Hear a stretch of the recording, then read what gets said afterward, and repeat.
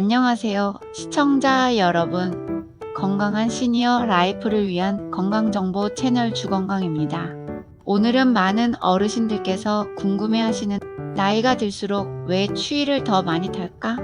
에 대해 전문가와 함께 이야기해보는 시간을 준비했습니다. 오늘도 주건강님과 함께합니다. 안녕하세요. 네, 안녕하세요. 오늘 유익한 시간이 되도록 하겠습니다. 주건강님, 먼저 기본적인 질문부터 드리겠습니다. 정말로 나이가 들수록 추위를 더 많이 타게 되는 건가요? 네, 맞습니다.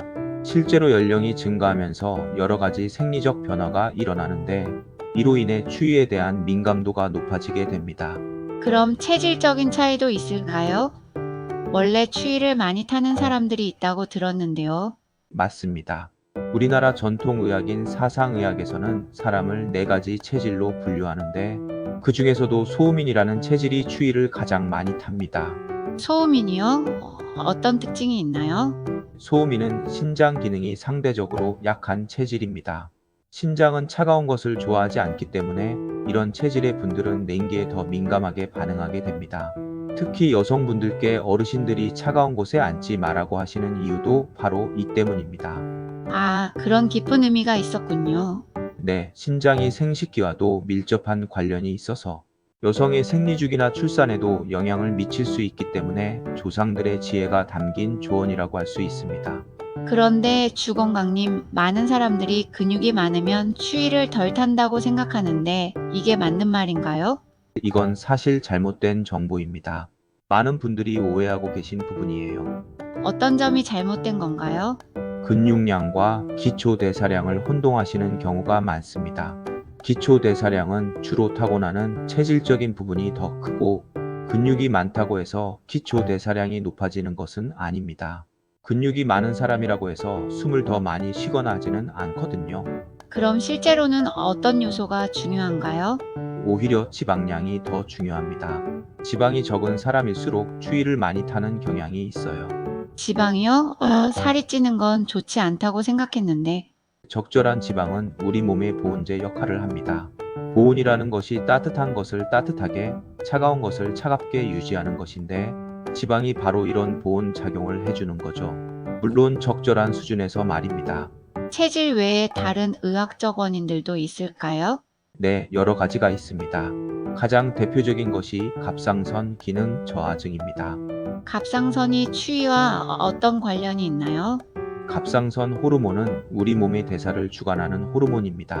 이 호르몬이 부족하면 에너지 생산 자체가 떨어지기 때문에 유독 추위를 많이 타게 됩니다. 동시에 조금만 먹어도 살이 찌는 증상도 나타나죠. 그 외에 또 어떤 원인들이 있나요? 우울증도 원인 중 하나입니다. 우울증이 있으면 세로토닌이라는 호르몬 분비가 급격히 줄어들고 이로 인해 대사가 원활하게 일어나지 않아서 추위를 많이 타게 됩니다. 영양 상태도 영향을 미친다고 들었는데요. 맞습니다. 배가 고플수록 더 춥게 느껴진다는 말이 있듯이 영양이 부족해도 대사가 원활하게 일어나지 않기 때문에 추위를 많이 타게 됩니다. 반대로 너무 비만해도 혈액순환이 잘 되지 않아서 같은 현상이 일어날 수 있어요. 그럼 우리 몸의 체온이 떨어졌다는 것을 어떻게 알 수 있을까요? 몇 가지 신호가 있습니다. 첫 번째는 눈물입니다. 눈물이요? 네, 슬프지도 않고 하품을 하지도 않는데 눈물이 날 때가 있어요. 특히 겨울철에 그리고 연세가 높으실수록 이런 경험이 많으실 겁니다. 이게 바로 체온이 떨어졌다는 신호 중 하나예요. 그 외에 또 어떤 신호들이 있나요? 식은땀도 중요한 신호입니다. 특히 발에 동상이 잘 생기시는 분들 중에 발에 땀이 많은 경우가 의외로 많아요.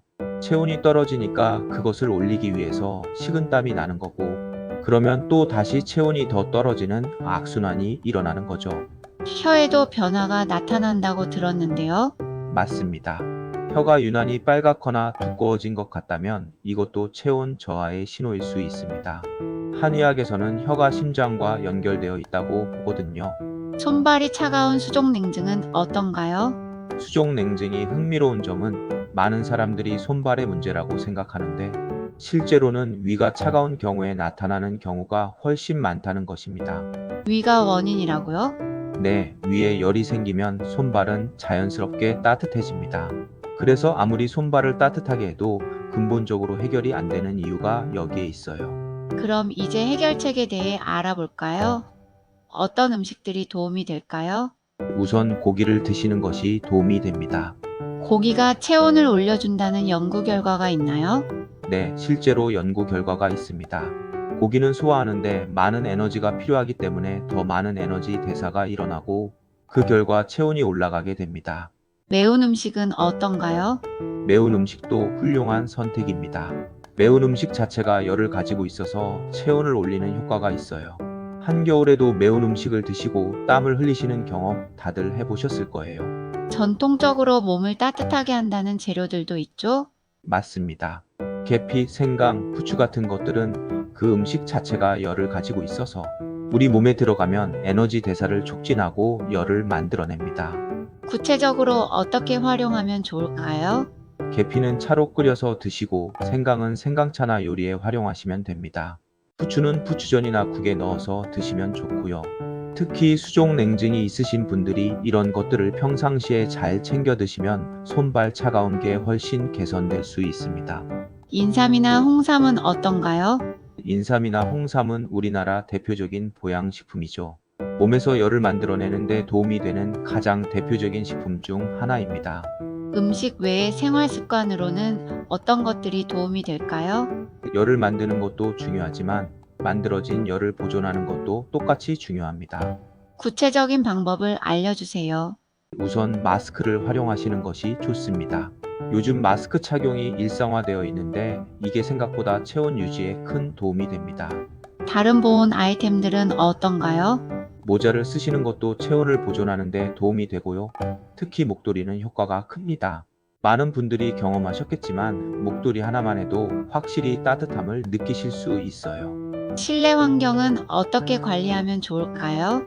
실내 온도는 20-22도 정도가 적절하고 따뜻한 물을 자주 드시는 것도 도움이 됩니다. 또한 가벼운 실내 운동으로 혈액순환을 돕는 것도 중요합니다. 마지막으로 원장님께서 시청자분들에게 당부하고 싶은 말씀이 있다면요? 추위를 많이 타는 것이 단순히 나이 때문이라고만 생각하지 마시고 혹시 갑상선 기능 저하나 다른 건강상의 문제는 없는지 한 번쯤 체크해 보시는 것이 좋겠습니다. 그리고 오늘 말씀해주신 방법들을 꾸준히 실천하는 것이 중요하겠네요. 맞습니다. 특히 체질에 맞는 음식을 꾸준히 드시고 적절한 보온을 유지하신다면 한겨울도 훨씬 따뜻하게 보내실 수 있을 겁니다. 네, 오늘 정말 유익한 말씀 감사합니다. 시청자 여러분도 오늘 배운 내용들 잘 활용하셔서 건강하고 따뜻한 한 해 보내시기 바랍니다. 네, 감사합니다. 다음에도 더 유용한 건강 정보로 찾아뵙겠습니다. 구독과 좋아요 잊지 마시고 건강하세요.